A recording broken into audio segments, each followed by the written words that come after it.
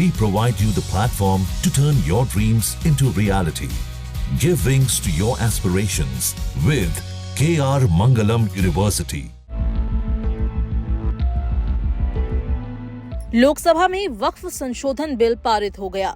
इसको लेकर सत्ता पक्ष और विपक्ष में जोरदार बहस देखने को मिली। विधेयक के समर्थन में 288 और विरोध में 232 वोट पड़े।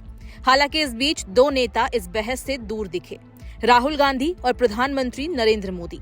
लोकसभा में बहस के दौरान राहुल गांधी मौजूद थे, लेकिन उनकी चुप्पी ने कई सवाल खड़े किए।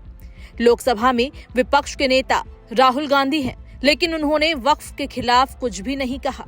ये तब हुआ जब पिछले सप्ताह राहुल गांधी ने आरोप लगाए थे कि उन्हें संसद में बोलने नहीं दिया जाता।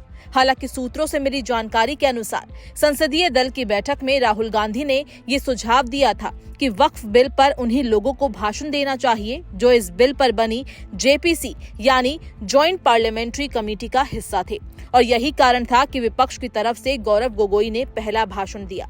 राहुल गांधी ने लोकसभा में तो कुछ नहीं कहा, लेकिन इस बिल को लेकर उन्होंने सोशल मीडिया प्लेटफॉर्म एक्स पर एनडीए सरकार पर जोरदार हमला बोला।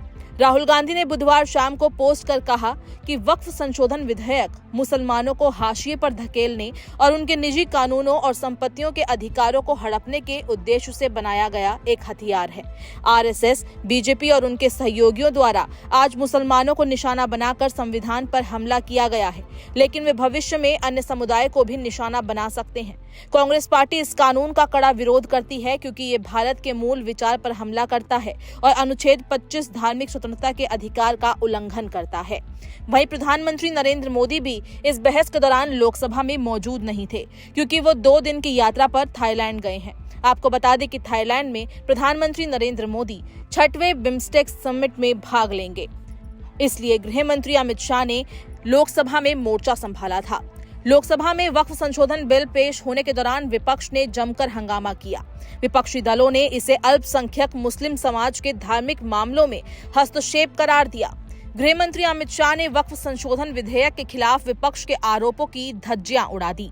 वक्फ संपत्तियों के प्रबंधन में भारी गड़बड़ी का ब्यौरा देते हुए अमित शाह ने साफ कर दिया कि अब ये चोरी नहीं चलेगी। संशोधित वक्फ कानून को नहीं मानने का ऐलान करने वालों को कड़ी चेतावनी देते हुए अमित शाह ने कहा कि ये देश की संसद द्वारा बनाया गया भारत का कानून है, इसे सभी को मानना ही पड़ेगा।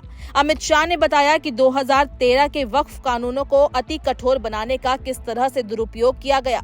यदि तुष्टीकरण के लिए कांग्रेस ने साल 2013 में वक्फ कानून को अति कठोर नहीं बनाया होता तो आज संशोधन लाने की जरूरत ही नहीं पड़ती।